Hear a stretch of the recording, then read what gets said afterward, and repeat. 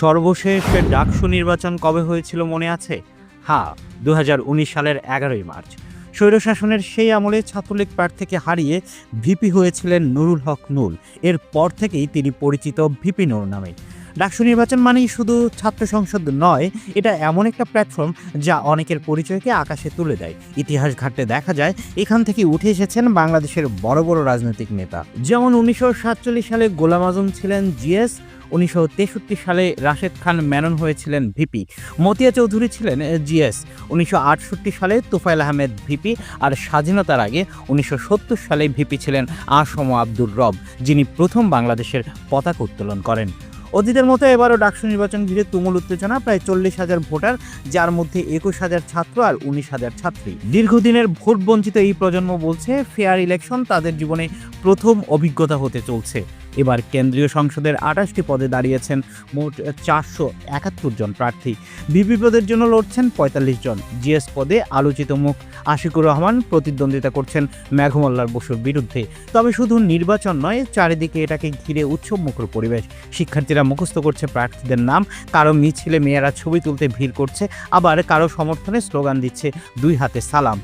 কিন্তু বিতর্কও কম নয়। শিবিরের প্যানেল থেকে দাঁড়ানো প্রার্থী নিয়ে সমালোচনা, ফেসবুক পোস্টে মুক্তিযুদ্ধ বিরোধী মন্তব্য কিংবা গোপনে দলীয় পরিচয় রাখার অভিযোগে অনেক ঝড় উঠেছে। অপরদিকে ছাত্রদলকে অভিযোগের মুখে পড়তে হয়েছে। মনোনয়নপত্র জমা দেওয়ার তারিখ বাড়ানো কিংবা তারেক রহমানের নির্দেশে প্যানেল চূড়ান্ত করার মতন নানা কারণে ভিপি প্রার্থীরা একে অপরের বিরুদ্ধে অভিযোগ তুলছেন। কে বট আইডি চালাচ্ছে, কে কাকে গালাগালি করছে, কে ছাত্রলীগের সাথে মিছিল করছে, সব কিছুই এখন টকশো আর সোশ্যাল মিডিয়ার আলোচনার শীর্ষে। এবার নির্বাচনের বিশেষ দিক হলো মেয়েদের অংশগ্রহণ। ভিপি পদে একমাত্র নারী প্রার্থী উমা ফাতেমা ইতিমধ্যে বেশ আলোচনায়। প্যানেলগুলো নারীদের ভোট আকর্ষণ করতে নানা ইশতেহারও দিয়েছে।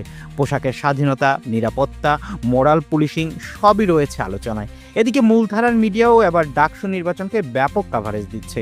টিভি, পত্রিকা, ইউটিউব, যেদিকে তাকাবেন শুধু ডাকসু আর ডাকসু। তবে প্রশ্ন উঠছে, সব প্রার্থী কি সমান কভারেজ পাচ্ছে, নাকি কেউ কেউ আলোয় কেউ অন্ধকারে?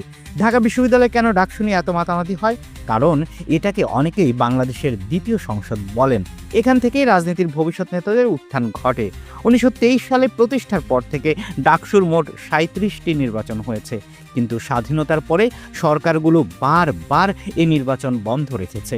১৯৯০ সালের পর আবার ডাকসু নির্বাচন ফিরতে সময় লেগেছে প্রায় ২৯ বছর। এবার ২৫ সালের নির্বাচন অনুষ্ঠিত হতে যাচ্ছে ৯ সেপ্টেম্বর। কারা জিতবেন সেটা বলা কঠিন, তবে ধারণা করা হচ্ছে অনাবাসিক আর নারী ভোটাররাই ফাইনাল ফল নির্ধারণ করবে। তাহলে কি নতুন প্রজন্ম তাদের প্রথম ফেয়ার ইলেকশন দেখতে যাচ্ছে, নাকি আবারও পুরনো বিতর্ক?